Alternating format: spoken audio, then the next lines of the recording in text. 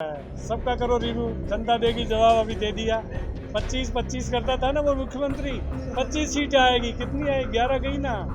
अरे ऐसा पता होता ना 2-3 सीटें और आ सकती थी हमारी। 25-25 की कहानी बता ना। एक बार प्रधानमंत्री जी की मीटिंग में क्या कहा, 2025 में भी हमारी 25 सीटें आएगी। ऐसा मुख्यमंत्री है जो प्रधानमंत्री जी को श्रद्धांजलि दे। राजस्थान का दुर्भाग्य है। हम तो मोदी जी को कहेंगे कि राजस्थान को बचाने के लिए इस मुख्यमंत्री को जल्दी से जल्दी बदलो, नहीं तो राजस्थान डूब जाए। ओहो, चिरंजीवी भजनलाल जी को खुद को ही पता नहीं चिरंजीवी क्या है। इससे अज्ञान में मुख्यमंत्री राजस्थान का दुर्भाग्य है। ऐसा मुख्यमंत्री बनाओ। चिरंजीवी योजना राजस्थान में 2021 में हमने लागू की थी। 25 लाख तक का इलाज फ्री था। अगर चिरंजीवी नहीं होती तो सही कहा अशोक गहलोत जी ने, लोगों के मकान बिक जाते, जमीन बिक जाती, जेवर बिक जाता। उसके बारे में जानकारी नहीं है। दुर्भाग्य है राजस्थान का कि मुख्यमंत्री को चिरंजीवी का ज्ञान नहीं। एक प्राइवेट डॉक्टर कह रहा है कि इसमें तो इलाज ही कम होता है। 25 लाख तक का अगर चिरंजीवी बंद किया तो राजस्थान की जनता आंदोलन करेगी। कांग्रेस ERCP हमारी घोषणा है। हमने 23,000 करोड़ रुपए ERCP के लिए मंजूर किए हैं। हमने कह दिया भारत सरकार हमको पैसा नहीं देगी, राष्ट्रीय परियोजना घोषित नहीं करेगी, तभी राजस्थान की गहलोत सरकार, राजस्थान की कांग्रेस सरकार ERCP को लागू करेगी। मौजूद हैं दौसा के लालसोट में और हमारे साथ हैं पूर्व मंत्री प्रसाद लाल मीणा जी और नवनिर्वाचित सांसद मुरारीलाल जी। सर, सबसे पहले आपसे बात करेंगे, चिरंजीवी को लेकर काफी माथापच्ची हो रही है। पूर्व CM और वर्तमान CM भजनलाल शर्मा आमने सामने है, क्या देखेंगे आप? HM रहे हैं। कौन सा, किसको लेकर? चिरंजीवी को लेकर के। ओहो, चिरंजीवी भजनलाल जी को खुद को ही पता नहीं चिरंजीवी क्या है। इससे अज्ञान में मुख्यमंत्री राजस्थान का दुर्भाग्य है। ऐसा मुख्यमंत्री बनाओ। चिरंजीवी योजना राजस्थान में 2021 में हमने लागू की थी। 25 लाख तक का इलाज फ्री था। अगर चिरंजीवी नहीं होती तो सही कहा अशोक गहलोत जी ने, लोगों के मकान बिक जाते, जमीन बिक जाती, जेवर बिक जाता। उसके बारे में जानकारी नहीं है। दुर्भाग्य है राजस्थान का कि मुख्यमंत्री को चिरंजीवी का ज्ञान नहीं। एक प्राइवेट डॉक्टर कह रहा है कि इसमें तो इलाज ही कम होता है। 25 लाख तक का अगर चिरंजीवी बंद किया तो राजस्थान की जनता आंदोलन करेगी। कांग्रेस गरीबों के साथ थी, गरीबों के लिए योजना थी। आज चिरंजीवी बंद कर दिया तो राजस्थान में लोगों का इलाज होना असंभव हो जाएगा। लेकिन उन्होंने ये भी कहा कि चिरंजीवी का अगर इतनी प्रभावित थी तो अशोक गहलोत मुंबई को गए थे अपना इलाज करवाने के लिए। वो 2020 में गए हैं। चिरंजीवी लागू हुई 21 में लागू हुई है। उनको ज्ञान ही नहीं मुख्यमंत्री को। ये तो सीधा गांव से आ गए, इसको क्या पता बेचारे को कि चिरंजीवी क्या है, कब लागू हुई है, किसने लागू किया है। मैं कह रहा हूँ राइट टू हेल्थ बिल जो हमारी सरकार ने पास किया उसे लागू करना चाहिए और राजस्थान के लोगों के हित में है। किसी का भी इलाज कराना उसका अधिकार ये अशोक गहलोत की सरकार ने दिया था। उसके नियम और रूल्स बना के राजस्थान में उसको जल्दी लागू करे। ये सबसे बड़ा जनता का हित। अगर ये नहीं किया, इससे बड़ा अहित इस सरकार ने राजस्थान के लोगों का करने वाली है। दुर्भाग्य ऐसे मुख्यमंत्री बनाए जिसको ज्ञान ही नहीं चिरंजीवी क्या है। मुझे तरस आता है उस मुख्यमंत्री पर जिसको यही ज्ञान नहीं। राइट टू हेल्थ की बात की, लेकिन ERCP भी एक अहम मुद्दा था विधानसभा चुनाव में। क्या लगता है 6 महीने हो गए हैं अब सरकार को बने हुए? देखो, ERCP मुद्दा था। ERCP हमारी घोषणा है। हमने 23,000 करोड़ रुपए ERCP के लिए मंजूर किए हैं। हमने कह दिया भारत सरकार हमको पैसा नहीं देगी, राष्ट्रीय परियोजना घोषित नहीं करेगी, तभी राजस्थान की गहलोत सरकार, राजस्थान की कांग्रेस सरकार ERCP को लागू करेगी। नवनेरा बांध बना है, कोई भारत सरकार ने पैसा भी दिया है क्या? 90% काम पूरा हो गया, आज उसकी बात कर रहे हैं, उससे पानी लाएंगे। अरे राष्ट्रीय परियोजना का आपने झूठा बवंडर किया। आपने मध्य प्रदेश के CM को बुला के प्रेस कॉन्फ्रेंस की, नतीजा क्या निकला? क्या राष्ट्रीय परियोजना घोषित हो गई? झूठे बवंडर करके जिस तरह का ये ERCP को करना चाहते हैं। ERCP राजस्थान का एक अहम मुद्दा है, इसको लागू करना चाहिए और इनकी घोषणा के मुताबिक उसको राष्ट्रीय परियोजना घोषित करना चाहिए।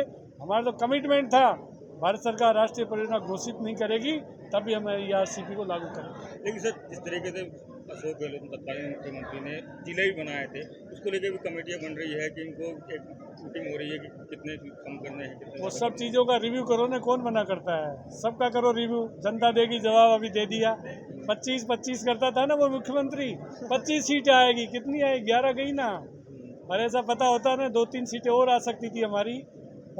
25-25 की कहानी बता ना। एक बार प्रधानमंत्री जी की मीटिंग में क्या कहा, 2025 में भी हमारी 25 सीटें आएगी। ऐसा मुख्यमंत्री है जो प्रधानमंत्री जी को श्रद्धांजलि देते, राजस्थान का दुर्भाग्य है।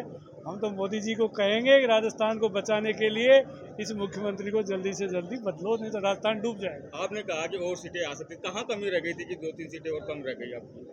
जहाँ रह गई वो कमी थी, ये समीक्षा हमारे अध्यक्ष जी कर रहे हैं, कैसी कमी रही ये प्रदेश कांग्रेस का काम है। उन्होंने खुद ने कहा 2-3 सीटें हमारी और आती, ये जयपुर ग्रामीण आ ही रही थी हमारी, 2-3 सीटें और आ जाती, पर वो 25-25 की वो कहानी तो बंद हो गई ना। जो मुख्यमंत्री रोज यही 25, 2024 को भी 2025 बोल रहा है।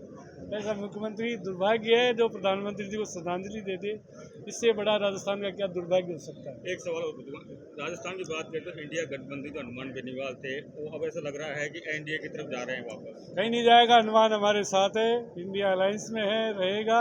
उसके स्वतंत्र विचार है, एक आज़ाद विचारों का व्यक्ति है, वो कुछ भी कह दे और अंतरपंत वो इंडिया गठबंधन में रहे। ऐसा भी है कि भजन लाल शर्मा से मिलकर आए, सीएम से भी मिलकर आए। सीएम से कौन नहीं मिलेगा? मुरारीलाल जी नहीं मिलेंगे? काम होगा तो ईआरसीबी का काम होगा, नहीं मिलेंगे क्या? पानी का काम होगा तो नहीं मिलेंगे? कौन नहीं मिलेगा? प्रधानमंत्री से मिलना पड़ेगा, सबसे मिलना पड़ता है।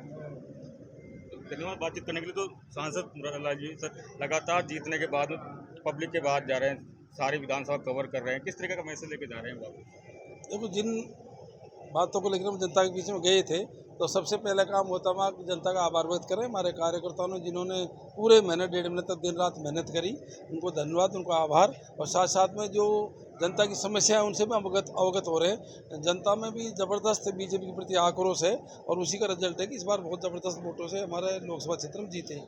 आपने पूरे चुनाव में संविधान, आरक्षण और प्रधानमंत्री नरेंद्र मोदी को लकी कहा था, तो उसका बड़ा बेनिफिट मिला आपको? जिस तरह की 400 सीट का नारा दे करके वो गए थे जनता के बीच में, तो इससे पूरी जनता भी समझ गई थी कि उनके मन में कोई न कोई पाप है, कोई न कोई ऐसा करने जा रहे हैं जिसका जनता को नुकसान होगा।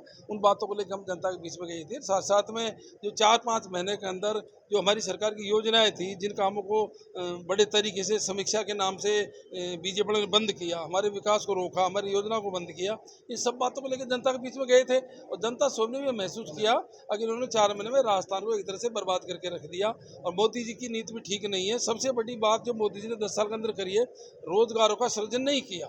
इतने ज़्यादा पद खाली सरकारी नौकरी में पड़े थे, इस वजह से यूथ भी परेशान था, किसान भी परेशान था, गांव के लोग भी परेशान थे। और यही कारण था कि इतना ज़बरदस्त बहुमत हमको मिला। और सबसे बड़ी बात, इन्होंने गलत संसाधनों का प्रयोग नहीं किया होता।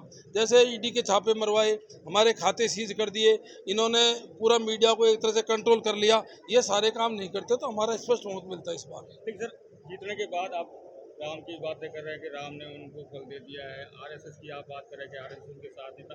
क्या लगता है कि अब की बार ये मुद्दे भी अब आगे तक जाएंगे? ऐसा ये मुद्दे तो मैं इसलिए, जिस भगवान राम को हम भी मानते हैं, हम भी सनातनी लोग हैं, हम भी हिंदू धर्म के लोग हैं, इन्होंने वोटों में भगवान राम का नाम का यूज किया, तो मैं समझता हूँ कि भगवान राम के बारे में कहें, भगवान राम को लिया है, भगवान राम को कौन ला सकता है? भगवान राम तो सारी सृष्टि को लेके आए हैं, तो इसलिए भगवान राम ने इनको अयोध्या से भरा दिया। वहाँ की जनता का भी दिमाग भगवान राम ने बदल दिया, ये कहता हूँ। अभी मैं भाषण सुन रहा था, आप आरएसएस के लिए भी कह रहे थे कि आरएसएस उनके साथ नहीं है, क्यों नहीं है आरएसएस? ऐसा जिस तरह से इन्होंने हिटलरशाही मचाई है, जिस तरह से इन्हें प्रजातंत्र का गला घोटा है, जिस तरह से इन्होंने प्रतिपक्ष को सम्मान नहीं दिया, इस मामले में आरएसएस वाले भी बोले और बिना प्रतिपक्ष कोई अच्छी सत्ता दे नहीं सकता। इसलिए मैं समझता हूँ कि ये मुद्दा आरएसएस ठीक बोला है। अब 2 साल में उपचुनाव तक जा रहा है, 2 साल विधानसभा, किस तरह की तैयारी रहने वाली है? क्योंकि अब 2-3 बचे हैं। ऐसा जनता अब इनके शासन से परेशान है। 2 साल में उपचुनाव होगा, क्या 5 सीटों पर उपचुनाव होगा, और 5 सीटों पर भी हमारे इंडिया गठबंधन के सांसद जीते हैं। हम 5 सीटें वापस राजस्थान में जीतेंगे। मैं सर से भी ये सवाल पूछा था, हनुमान बेनीवाल जिस तरीके से एनडीए गठबंधन में आए, जीते, अब दोबारा बार मीटिंग कर रहे हैं। ऐसा वो उनकी स्वतंत्र पार्टी अपनी पार्टी को मजबूत कर रहे हैं, इंडिया गठबंधन में ही काम कर रहे हैं। सर एक सवाल और पूछूंगा आपसे, जिस तरीके से मैंने अभी आरएसएस के लिए सवाल पूछा था, क्या लगता है ये बार जिस तरीके मोहन भागवत ने भी किया कि विपक्ष को अलग तरीके से जाना चाहिए, विपक्ष को बात सुननी चाहिए उनकी? मोहन भागवत जी ने वही कहा जो जेपी नड्डा जी ने बयान दिया था, क्या हमको आरएसएस की जरूरत नहीं है, उसी का जवाब मोहन भागवत जी ने दिया। उन्होंने जवाब दिया। धन्यवाद बातचीत करने के लिए। तो ये थे सांसद मुरारीलाल मीणा और नेता प्रसाद लाल मीणा, जिन्होंने बीजेपी पर जमकर जुबानी हमला बोला है। संदीप मीणा, दौसा, राजस्थान तक।